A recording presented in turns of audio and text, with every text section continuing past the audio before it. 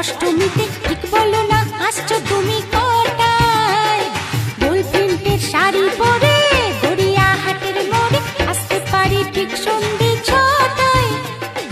এলাম যে কথা নিতে পুজোর অষ্টমীতে ঠিক বলো না আসছো তুমি কটায়? সত্যি করে বলো না, করো না আমায় চলো না।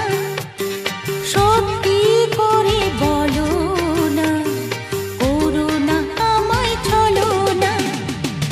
গোল প্রিন্টের শাড়ি পরে গড়িয়াহাটের মোড়ে আসতে পারি ঠিক সন্ধ্যে 6টায়। এলাম যে কথা নিতে পুজোর অষ্টমীতে